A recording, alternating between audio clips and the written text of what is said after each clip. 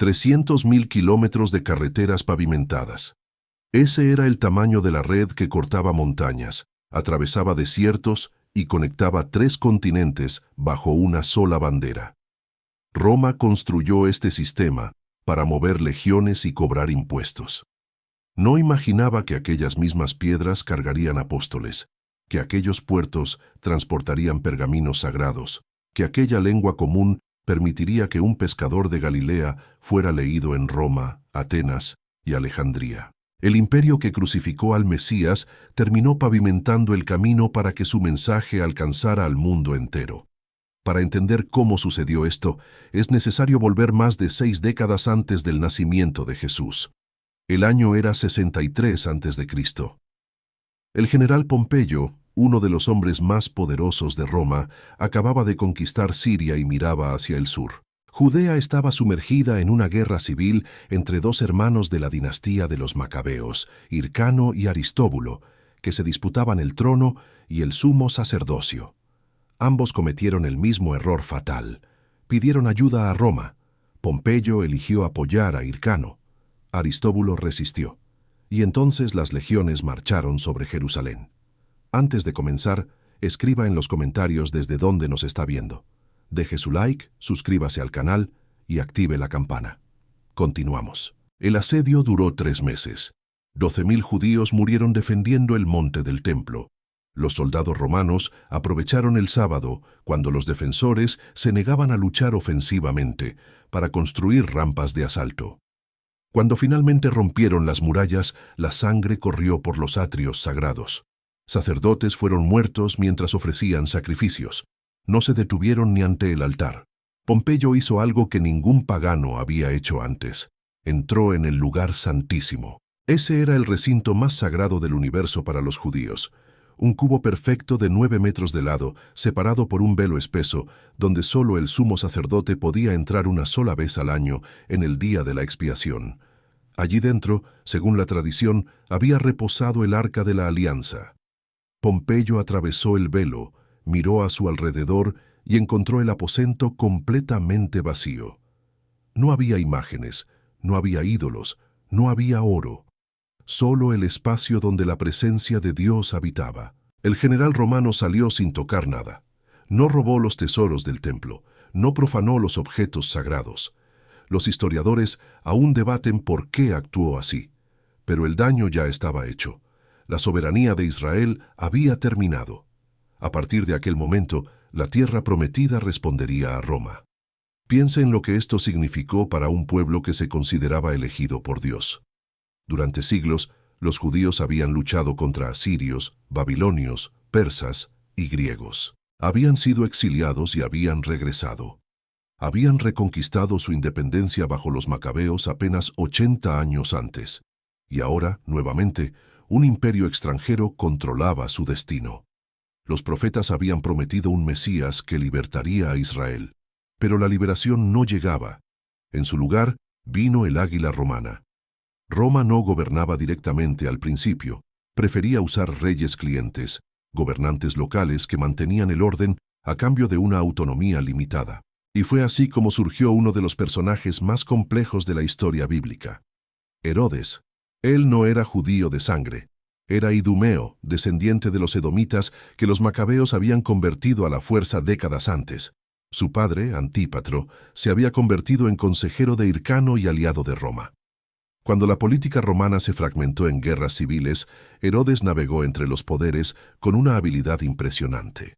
Apoyó primero a Pompeyo, después a Julio César, después a Casio, después a Marco Antonio y finalmente a Octaviano, quien se convertiría en el emperador Augusto.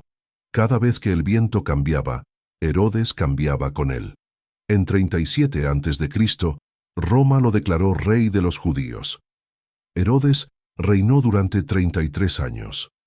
Y durante ese tiempo, transformó Judea de una forma que nadie había hecho antes. Construyó palacios en Masada, fortalezas en Herodium, ciudades enteras como Cesarea Marítima, con puerto artificial, teatro, hipódromo y un templo dedicado a Augusto. Cesarea tardó 12 años en completarse y se convirtió en uno de los mayores puertos del Mediterráneo oriental, capaz de recibir barcos de 400 toneladas, pero su obra más impresionante fue la reconstrucción del Templo de Jerusalén. El segundo templo, erigido por los judíos que regresaron del exilio babilónico, era modesto comparado con la gloria del Templo de Salomón. Herodes decidió cambiarlo. No podía simplemente demoler el santuario, así que desarrolló un plan ingenioso. Expandiría la plataforma del monte del templo, doblando su área, y reconstruiría el edificio pieza por pieza, sin interrumpir nunca los sacrificios diarios. El proyecto comenzó en 19 a.C. 10.000 trabajadores fueron contratados. 1.000 sacerdotes fueron entrenados como albañiles para trabajar en las áreas más sagradas, donde los laicos no podían entrar. Piedras monumentales fueron cortadas y transportadas, algunas pesando más de 500 toneladas, el equivalente a 100 elefantes africanos. Las murallas de contención se elevaron a más de 30 metros de altura. El santuario principal fue revestido de oro y mármol blanco, brillando bajo el sol de tal forma que, según el historiador Josefo, era imposible mirar directamente hacia él al mediodía. Herodes murió en 4 a.C., pero las obras continuaron durante décadas. El templo solo fue completamente finalizado en 64 después de Cristo, 6 años antes de ser destruido. Pero nos estamos adelantando. Antes de la destrucción, algo mucho más significativo sucedió en aquel escenario preparado por Roma y por Herodes. El Mesías nació.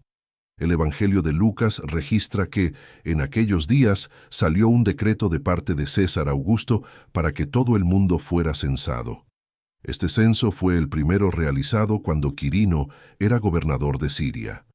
Cada persona debía ir a su ciudad de origen para ser registrada. Observe lo que está sucediendo aquí. El emperador más poderoso del mundo, sentado en su palacio en Roma, firma un documento administrativo. Su intención es puramente práctica, contar a la población para cobrar impuestos de forma más eficiente. Él no sabe que existe una profecía en Miqueas, escrita 700 años antes, diciendo que de Belén saldría aquel que sería gobernante en Israel. Él no sabe que un carpintero llamado José, del linaje de David, tendrá que viajar 150 kilómetros desde Nazaret hasta Belén a causa de ese decreto. Él no sabe que una joven embarazada hará esa jornada y dará a luz en un establo porque no había lugar en la posada. Augusto solo estaba administrando su imperio. Dios estaba cumpliendo su palabra. Esta es la dinámica que atraviesa toda la relación entre Roma y la historia sagrada. Los romanos actuaban por intereses políticos, militares y económicos. No tenían la menor idea de que estaban ejecutando un guión escrito siglos antes. Eran actores inconscientes en un drama cósmico. Herodes también tuvo su papel. Cuando los magos del Oriente llegaron a Jerusalén preguntando dónde había nacido el rey de los judíos, el viejo monarca se turbó. Consultó a los sacerdotes, descubrió la profecía sobre Belén y envió a los magos allí con instrucciones de volver e informarles sobre el niño. Su intención era eliminar cualquier rival. Los magos fueron avisados en sueños para no regresar a Herodes. José también recibió un aviso y huyó con María y el niño a Egipto. Herodes, furioso, ordenó la muerte de todos los niños de Belén menores de 2 años. La matanza de los inocentes. Los historiadores debaten los números. Belén era una aldea pequeña, tal vez con una población de 300 a 1.000 personas. El número de niños en ese rango de edad pudo haber sido entre 6 y 20. Parece poco comparado con las atrocidades que Herodes cometió contra su propia familia, matando a 3 hijos y una esposa por sospecha de traición. Pero cada uno de aquellos niños era un universo. Cada madre que lloró en Ramá cumplió sin saberlo las palabras de Jeremías. Roma creó a Herodes, y Herodes creó las condiciones para que el primer intento de matar al Mesías ocurriera. Tras la muerte de Herodes, su reino fue dividido entre 3 hijos. Arquelao se quedó con Judea, pero gobernó tan mal que los propios judíos pidieron a Roma que lo removiera. En 6 después de Cristo, Augusto atendió la petición y transformó Judea en provincia romana, gobernada directamente por prefectos enviados desde Roma. Uno de esos prefectos fue Poncio Pilato. Él gobernó Judea durante 10 años, del 26 al 36 después de Cristo. Los historiadores romanos Tácito y Josefo lo describen como cruel e insensible a las costumbres judaicas. Al inicio de su mandato, provocó tumultos al traer estandartes militares con imágenes del emperador a Jerusalén, algo que los judíos consideraban idolatría. En otra ocasión, usó dinero del tesoro del templo para construir un acueducto, causando protestas que reprimió con violencia, matando a muchos. Fue este hombre quien se sentó en el tribunal cuando Jesús de Nazaret fue traído ante él. El juicio de Jesús involucró tres sistemas legales diferentes. Primero, el Sanedrín judío lo condenó por blasfemia, crimen que merecía la muerte según la ley mosaica. Pero los judíos bajo dominio romano no tenían autoridad para ejecutar la pena capital. Necesitaban la aprobación del gobernador. Por eso llevaron a Jesús ante Pilato. Pilato interrogó al acusado y no encontró crimen según la ley romana. Jesús no había incitado a la rebelión, no había evadido impuestos, no había atacado soldados. El prefecto intentó liberarlo, ofreciendo la tradicional amnistía de Pascua. Pero la multitud, instigada por los líderes religiosos, eligió a Barrabás. Pilato se lavó las manos, literalmente, un gesto teatral para eximirse de responsabilidad por la sangre de un inocente. Y entonces entregó a Jesús para ser crucificado. La crucifixión era el método romano de ejecución reservado para esclavos, traidores y los peores criminales. Estaba diseñada para maximizar el dolor y la humillación. La víctima era desnudada, azotada hasta tener la espalda en carne viva, forzada a cargar el travesaño horizontal hasta el lugar de la ejecución, clavada o atada a la cruz y dejada para morir lentamente de asfixia, deshidratación o choque. Jesús fue crucificado un viernes, probablemente el día 3 de abril del año 33, aunque algunas dataciones sugieren el año 30. Sobre su cabeza, Pilato mandó colocar una placa en 3 idiomas, hebreo, latín y griego, que decía: Jesús de Nazaret, Rey de los Judíos. Los sacerdotes protestaron pidiendo que la inscripción fuera alterada a "Este dijo, soy el Rey de los Judíos". Pilato se negó. Lo que he escrito, he escrito. Roma ejecutó al Mesías, y al hacerlo cumplió exactamente lo que los profetas habían anunciado. Isaías describió a un siervo sufriente que sería traspasado por nuestras transgresiones. El Salmo 22 detalló la sed, la exposición, el escarnio de los observadores y la división de las vestiduras por sorteo. Zacarías habló de aquel que sería traspasado y por quien la casa de David lloraría. Cada detalle de la crucifixión, desde los soldados jugando a los dados por la ropa hasta el vinagre ofrecido en los labios, estaba registrado en las escrituras hebreas siglos antes de que Roma siquiera existiera como imperio. Los romanos eran instrumentos. No lo sabían. No necesitaban saberlo. 3 días después, la tumba estaba vacía. La resurrección lo cambió todo. Los discípulos que habían huido en el momento del arresto ahora predicaban abiertamente en Jerusalén. Pedro, que negó a Jesús 3 veces, enfrentó al Sanedrín y declaró que era necesario obedecer a Dios antes que a los hombres. La comunidad creció de 120 personas reunidas en un cenáculo a 3.000 convertidos en un único día de Pentecostés. Y entonces comenzó la expansión. Aquí las carreteras romanas entraron en escena de forma decisiva. La vía Egnatia cortaba Macedonia de este a oeste, conectando Bizancio con el mar Adriático. La vía Apia unía Roma con Brindisi. La vía Augusta atravesaba Hispania. Estas carreteras estaban pavimentadas con piedras anchas, drenadas por zanjas laterales, puntuadas por hitos miliarios cada 1000 pasos. Un viajero determinado podía recorrer 40 kilómetros por día a pie, mucho más si usaba caballos o carruajes. Los apóstoles usaron esta infraestructura. Felipe predicó en Samaria y después bautizó al eunuco etíope en el camino de Gaza. Pedro viajó a Jope y a Cesarea. Pero nadie aprovechó las carreteras romanas como Pablo. Saulo de Tarso era fariseo, discípulo del rabino Gamaliel, ciudadano romano por nacimiento. Esta combinación era rara y poderosa. Como judío, conocía las escrituras en profundidad. Como romano, tenía derechos legales que la mayoría de los cristianos primitivos no poseía. Podía viajar libremente, apelar a tribunales superiores y exigir juicio en Roma si era acusado de un crimen capital. Tras su conversión en el camino de Damasco, Pablo realizó 3 grandes viajes misioneros que transformaron el cristianismo de una secta judía en una fe universal.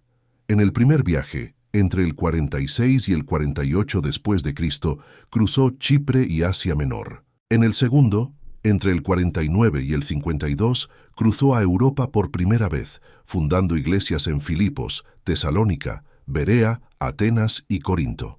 En el tercero, entre el 53 y el 57, consolidó estas comunidades y pasó 3 años en Éfeso. Considere las distancias. De Antioquía a Corinto hay más de 2000 kilómetros por tierra y mar. De Corinto a Roma, otros 1200. Pablo recorrió estos trayectos múltiples veces, enfrentando naufragios, asaltos, prisiones, azotes y apedreamientos. Él mismo enumeró sus sufrimientos. 5 veces recibió de los judíos 40 azotes menos 1. 3 veces fue golpeado con varas. 1 vez fue apedreado. 3 veces sufrió naufragio. Pasó una noche y un día en el abismo del mar. Todo esto para llevar un mensaje. Y el mensaje viajaba también por escrito. Las cartas de Pablo a las iglesias que fundó forman la mayor parte del Nuevo Testamento. Romanos, Corintios, Gálatas, Efesios, Filipenses, Colosenses, Tesalonicenses. Estos textos fueron copiados, compartidos, leídos en voz alta en las asambleas y preservados como escritura sagrada. El sistema postal romano, aunque oficialmente reservado para la correspondencia imperial, tenía rutas y estaciones que facilitaban cualquier tipo de comunicación. La Pax Romana también marcó la diferencia. Durante más de 2 siglos, desde el 27 a.C. hasta el 180 después de Cristo, el Mediterráneo vivió un periodo de relativa paz interna. Las legiones estaban en las fronteras, no vigilando las provincias centrales. Existían bandidos, los piratas atacaban ocasionalmente, pero no había guerras a gran escala interrumpiendo el comercio y los viajes. Un misionero podía ir de Jerusalén a Roma sin cruzar frentes de batalla. La lengua común también ayudaba. El griego koiné, una forma simplificada del griego clásico, funcionaba como idioma internacional del Mediterráneo oriental. Incluso en Roma, la élite hablaba griego. El Nuevo Testamento fue escrito íntegramente en esa lengua, no en hebreo o arameo. Esto significaba que cualquier persona educada, desde Alejandría hasta el Mar Negro, podía leer los evangelios sin traducción. Roma proporcionó las carreteras, Roma proporcionó la paz, Roma proporcionó la lengua. Dios las usó todas, pero Roma también persiguió. La primera persecución imperial ocurrió bajo Nerón, en el 64 después de Cristo. Un gran incendio devastó Roma, destruyendo 10 de los 14 distritos de la ciudad. Los rumores acusaban al propio emperador de haber ordenado el fuego para reconstruir la capital según sus planes grandiosos. Para desviar la culpa, Nerón señaló a los cristianos como chivos expiatorios. El historiador Tácito, que no tenía simpatía por los cristianos, describió lo que siguió. Algunos fueron cubiertos con pieles de animales y despedazados por perros. Otros fueron crucificados. Otros más fueron transformados en antorchas humanas para iluminar los jardines del emperador durante la noche. Según la tradición, Pedro fue crucificado cabeza abajo en esta persecución, por considerarse indigno de morir de la misma forma que su maestro. Pablo, como ciudadano romano, tuvo derecho a una muerte más rápida. Fue decapitado. La persecución de Nerón fue localizada en Roma y duró poco tiempo, pero estableció un precedente peligroso. Ser cristiano podía costar la vida. Persecuciones posteriores variaron en intensidad. Domiciano, a finales del siglo I, exigió ser llamado Dominus et Deus, Señor y Dios, y castigó a quien se negara. Trajano estableció una política ambigua: no cazar cristianos activamente, pero ejecutarlos si eran denunciados y se negaban a sacrificar a los dioses romanos. Marco Aurelio, el emperador filósofo, permitió persecuciones locales en la Galia que produjeron mártires como Blandina. una esclava torturada repetidamente durante días antes de ser finalmente muerta por fieras en la arena. Lo peor vino con Decio y Diocleciano. Decio, en 250, ordenó que todos los habitantes del imperio sacrificaran a los dioses y obtuvieran certificados probando su conformidad. Quien se negara sería arrestado, torturado, ejecutado o enviado a trabajos forzados en las minas. Muchos cristianos cedieron, muchos otros murieron. La persecución de Diocleciano, comenzando en 303, fue la más sistemática. Iglesias fueron demolidas. Escrituras fueron quemadas. Clérigos fueron arrestados. La represión duró años y produjo miles de mártires, especialmente en el Oriente. Dimensione lo que significaba ser cristiano en esa época. Usted podría ser denunciado por un vecino envidioso, un esclavo resentido o un competidor comercial. Si era llevado al tribunal, la única forma de escapar era quemar incienso ante una estatua del emperador y maldecir el nombre de Cristo. Muchos hicieron eso y después vivieron con la vergüenza. Muchos otros se negaron y pagaron con sangre. Los relatos de los mártires impresionan por la serenidad ante la muerte. Policarpo, obispo de Esmirna, tenía 86 años cuando fue arrestado. El procónsul intentó convencerlo de blasfemar contra Cristo para salvar su vida. Policarpo respondió: 86 años le sirvo y él nunca me ha hecho mal alguno. ¿Cómo puedo blasfemar contra mi rey que me salvó? Fue quemado vivo. Según testigos, el fuego formó una bóveda a su alrededor sin consumirlo y tuvo que ser muerto con una espada. Ignacio de Antioquía, llevado a Roma para ser devorado por fieras, escribió cartas a las iglesias por el camino pidiendo que no intentaran salvarlo. «Soy trigo de Dios», dijo, «y seré molido por los dientes de las fieras para convertirme en pan puro de Cristo».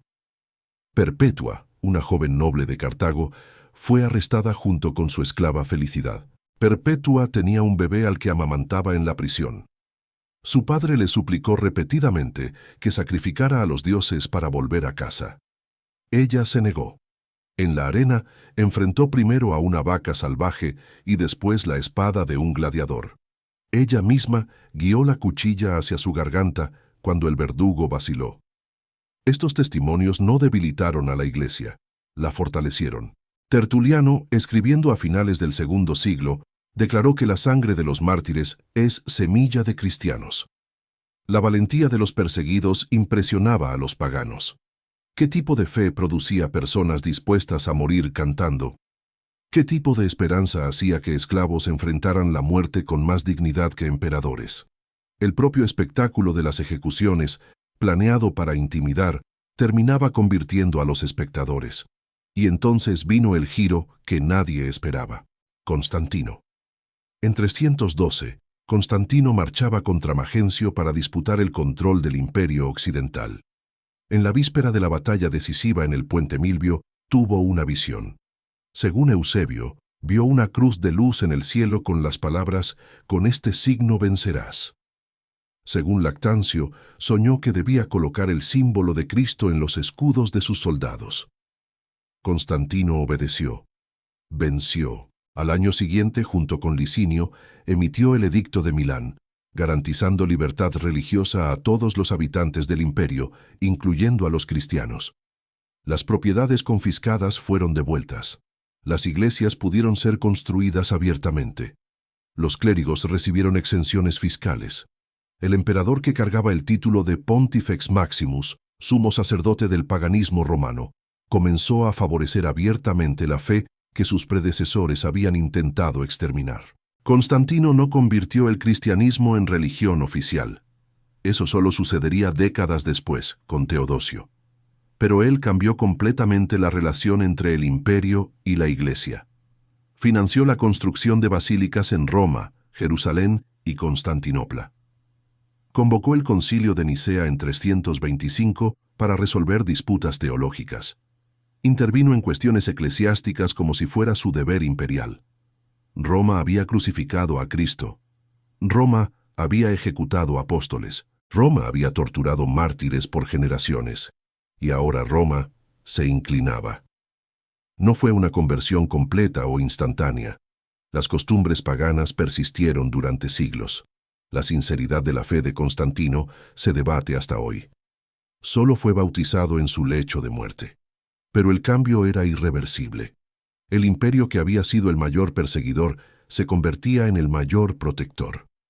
Antes de terminar, necesitamos volver a un evento que marcó la historia sagrada de forma definitiva: la destrucción del Templo de Jerusalén. En 66 después de Cristo, Judea se rebeló contra Roma.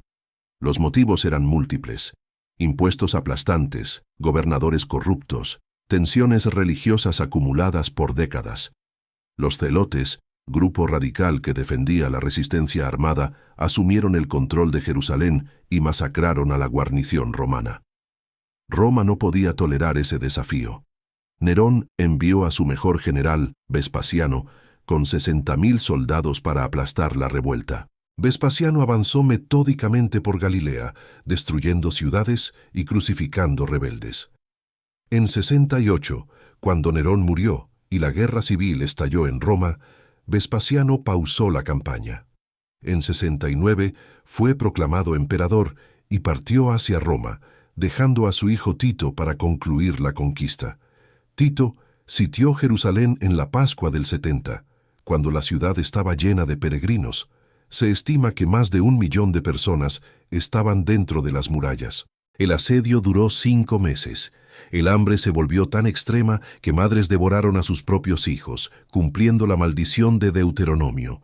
Las facciones judías luchaban entre sí incluso mientras los romanos apretaban el cerco. Josefo, que estaba presente como intermediario, relata escenas de horror indescriptibles. En agosto, los romanos rompieron las defensas del monte del templo. Tito, según Josefo, quería preservar el santuario, pero un soldado lanzó una antorcha por una ventana y el fuego se extendió rápidamente. El templo de Herodes, la maravilla arquitectónica que había tardado 80 años en construirse, fue consumido por las llamas en un solo día, el 9 de Ave. La misma fecha, según la tradición judía, en que el primer templo había sido destruido por los babilonios, 656 años antes. Josefo registra que 1.100.000 personas murieron durante el asedio y 97.000 fueron capturadas como esclavos. Los números pueden ser exagerados, pero la escala de la catástrofe es innegable. El templo nunca fue reconstruido. El sistema de sacrificios cesó para siempre. El judaísmo tuvo que reinventarse completamente, transformándose de una religión centrada en el templo a una religión centrada en la sinagoga y en el estudio de la Torá. Jesús había profetizado exactamente eso. Cuando sus discípulos admiraban las piedras magníficas del templo de Herodes, él dijo: «No quedará piedra sobre piedra que no sea derribada». Cuando lloró sobre Jerusalén, declaró que sus enemigos la cercarían, la apretarían por todos lados y la arrasarían junto con sus hijos, porque no reconoció el tiempo de su visitación. 40 años después de la crucifixión, Roma ejecutó el juicio. El arco de Tito todavía está en Roma hoy. Muestra a soldados cargando los despojos del templo, incluyendo la menorá de 7 brazos y la mesa de los panes de la proposición. Es un monumento al triunfo romano. Pero también es testimonio permanente de que las palabras de Jesús se cumplieron con precisión histórica verificable. El Coliseo todavía está en pie. Sus piedras cargan la sangre de miles de mártires que prefirieron morir antes que negar el nombre de Cristo. Los emperadores que ordenaron aquellas ejecuciones se convirtieron en estatuas rotas en museos. Sus nombres aparecen en libros de historia como curiosidades del pasado, pero el nombre que ellos intentaron borrar es pronunciado hoy por más de 2.000 millones de personas en todos los continentes. Roma quería orden a través de la fuerza. Dios trajo transformación a través del sacrificio. El imperio que se consideraba eterno duró 5 siglos en el occidente. La fe que él persiguió ya ha atravesado 20 siglos y continúa creciendo. Las legiones romanas ya no existen. Las iglesias que nacieron bajo su sombra cubren la tierra. Cada vez que usted abre una Biblia dividida en capítulos y versículos, cada vez que lee el Nuevo Testamento en su lengua, cada vez que entra en una iglesia construida sobre cimientos que recuerdan a las basílicas romanas, usted está viendo el resultado de esta historia. El imperio cayó. El reino permanece.